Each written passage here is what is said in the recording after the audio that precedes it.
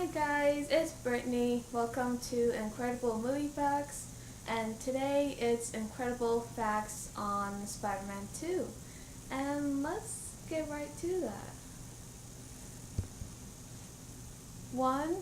Tobey Maguire is a vegetarian, so in the scene when he is eating a hot dog while police cars zoom by, he is in fact eating a tofu hot dog, which is a favorite among vegetarians.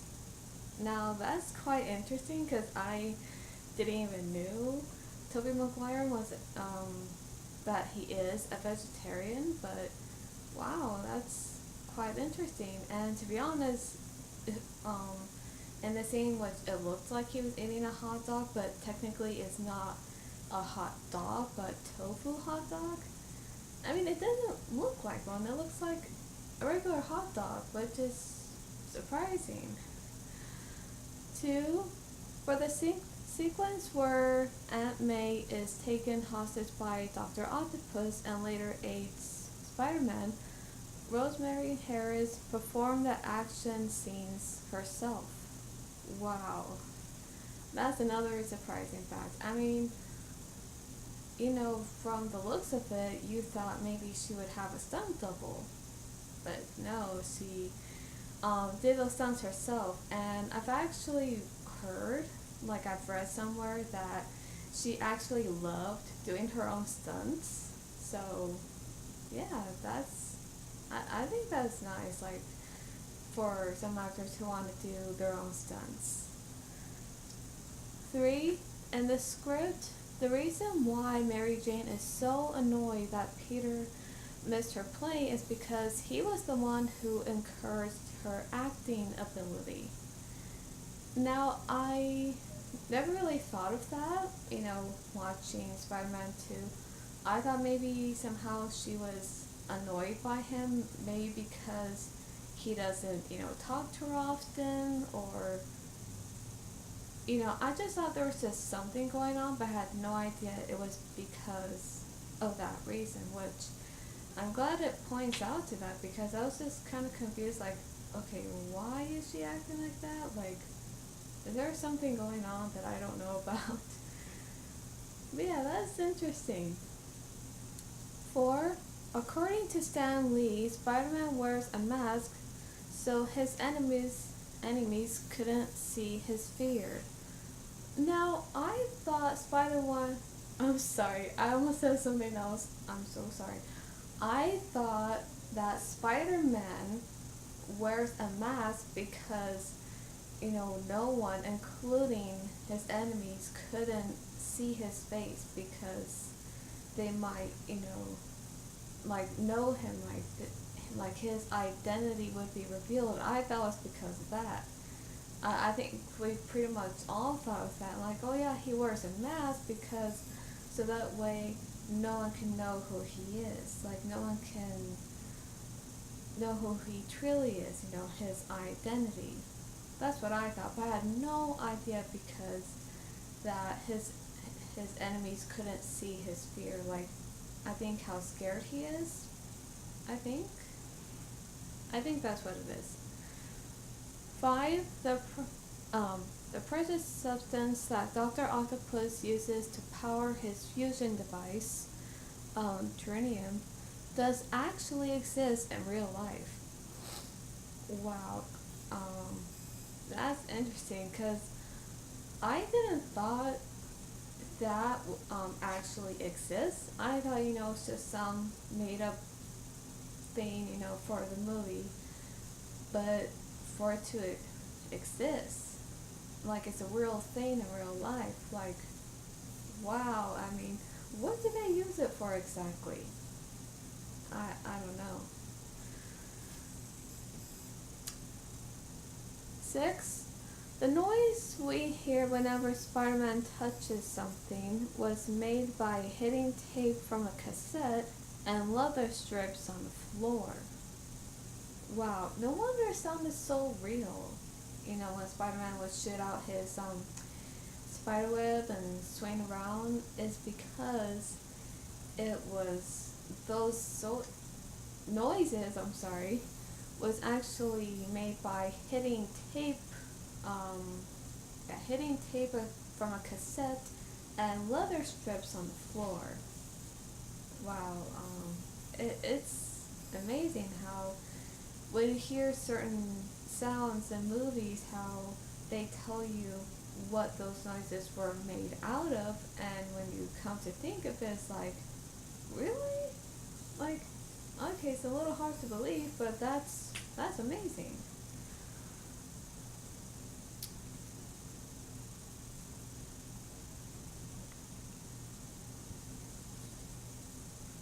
Seven, the interior of Aunt May's house is the same sets built for the first Spider-Man movie.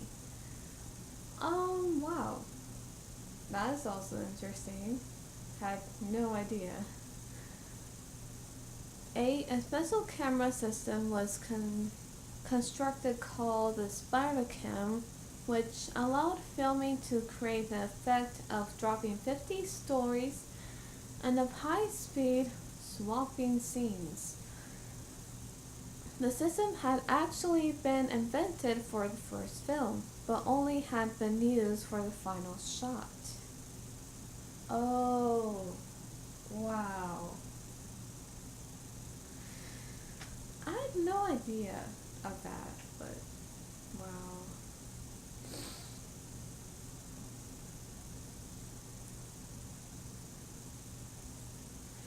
9, real needles were used in the scene when Dr. Octavius first attaches the technicals to his body.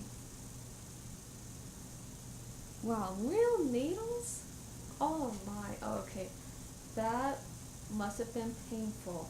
I think I know what they mean. Like, it's that scene, oh yeah, where those, things were attached to his body, like the back, and those things, go in. Ugh. Real needles? Okay, yeah, that must have been painful. Like, ow. And to be honest, to be honest, when I think of that scene now, I'm like, okay, back then, when I did watch it, I had no idea those were real needles. I thought, they were done by computer. That's just what I thought. But real needles? I mean, ow, especially to go way in. Oof. Now, I don't mind. Now, okay, to be honest, I don't mind needles. Like, if I had to get maybe a blood test done or a flu shot and it goes in, like, just slightly, I'm fine with that. But for needles to go all the way in, it's like, ooh, like, that's, ow. Why would you do that? But yeah, I mean, I don't mind getting shots myself, like I said, especially if I have to get a flu shot. Because, of course, I do not want to get sick. But anyway, moving on. 10, the film features were used in the scene when Dr. Octavius first, wait, I'm sorry. I'm sorry. I kind of mixed some words around, I'm sorry. The film features 2 other villains from the comics. John Jameson is the Man-Wolf, and Dr. Kurt Connors is the Lizard. Both are Jekyll and Hyde type tragic villains, in that they are good-hearted men who transformed periodically against their own will into their vicious animal-based alter egos. Wow. Now, I had no idea the other one, John Jameson, where, he was actually engaged to Mary Jane, in the movie. I had no idea that he turns out to be a villain himself called Man-Wolf. I had no idea of that, so of course when I read this, I thought, are you serious? Like, okay, now, I think somehow they should make another Spider-Man movie and put some other villains in there that I don't know about, and maybe some of us probably don't know about, or for those who have known a lot of Spider-Man villains, I'm pretty sure some of you out there are like, I want to see this villain in this Spider-Man movie. Like, I'm pretty sure some of you are thinking that. Let's see. 11, when when Peter flips over on a oncoming car, Tobey Maguire performed the stunt himself. A stuntman also performed it, but Sam Raimi thought Maguire's looked more natural, so he used his instead. Now again, as in the first movie, in this one, Tobey Maguire performed his own stunt, so, and kept it in the movie, so wow, that's quite interesting. I think I would have to watch the movie again because I don't know what scene they made, like, okay, flips over on an oncoming car. I don't know, I kind of forgot about that scene. I would have to watch it again so that way I would see for myself that Tobey Maguire performed that stunt himself. So I would definitely have to look back on that. 12. The script tells us that Peter rents above a TV repair shop. He doesn't live with Harry anymore since Norman's death, and Harry moved back into his father's townhouse. Harry's obsession was too much for Peter to bear. Wow. Now, I don't think we've seen that, like seeing Harry and Peter living together. I don't think we've seen that in Spider-Man 2, but I think it would have been nice if they probably shown like flashbacks of that, like how Harry and Peter used to live together, and how, because of Harry's obsession to kill Spider-Man, because he doesn't know that his best friend is Spider-Man, and because of that, it was too much for Peter to bear. Like, okay, he has no idea that it's me, and because he's saying he wants to kill Spider-Man, which technically I'm Spider-Man, that's me, like, I can't handle this anymore, I can't listen to this. So I think they should have shown flashbacks on how they used to live together, and how just by Harry mentioning that, like, he wants to get revenge, and how he wants to kill Spider-Man, just talking about it. They definitely should have shown that, so that way we could have somehow know in the movie, like, okay, this is why this was happening between these two in the second movie, because Peter couldn't handle listening to this from his best friend, so it's like he decided just to move out, live on his own. I think they should have shown that, because in the second movie I was definitely like I know they were getting along, but there was just some things where it seemed like Peter was uncomfortable on what Harry would say, and I'm like, wait, what's going on exactly? I don't know, there was just some parts I was just confused about, so yeah. I think a flashback scene would have helped, so that way the audience wouldn't be confused. But of course, I know for those who are Spider-Man fans, they wouldn't be confused at all. They probably would have been like, oh yeah, I know. Maybe, I think. Let's see. 13. Dr. Octopus tapped Peter's phone lines. That was how he knew he'd find him at a cafe with Mary Jane. Okay, but there's just one question though, is that how was Dr. Octopus was able to tap into Peter's phone lines? I mean, did he somehow knew beforehand that Peter was Spider-Man, and somehow he just acted surprised until the end when he revealed that he was Spider-Man, I mean, I'm a little confused. Because it would just make it seem like that Dr. Octopus, I'm sorry. It would just already seem like that Dr. Octopus has already known already that Peter Parker is Spider-Man, and because he already knows that he taps into Peter's phone lines and knows where to find him at a cafe.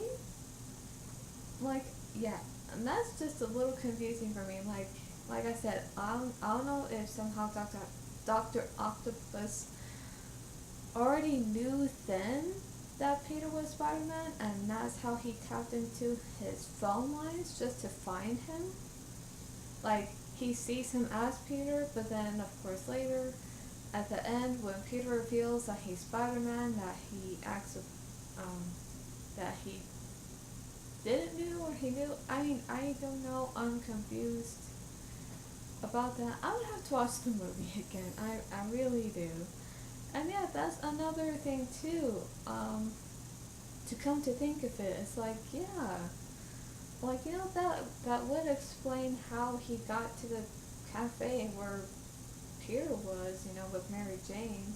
Like, wow, that happened so fast. How did that happen? Like, well, this is how it happened. He tapped Peter's phone lines and, you know, overheard the conversation and ended up being there. But why did he end up there?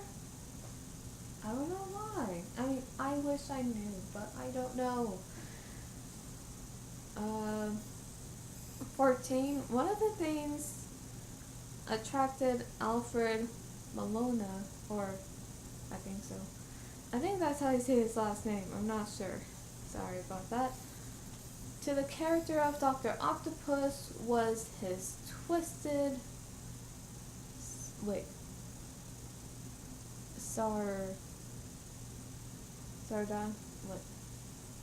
Sardonic sense of humor. Well, I can see why he likes that character, because, you know, like, he's the villain and he has these, like, things about him to his personality, which, yeah, I can see why he would be drawn to that, like, be drawn to his character, and I think that's why he probably loved playing his character, because of that. And last but not least, 15, Harry uses a knife to kill Spider-Man because it isn't traceable like a gun. It belonged to his father.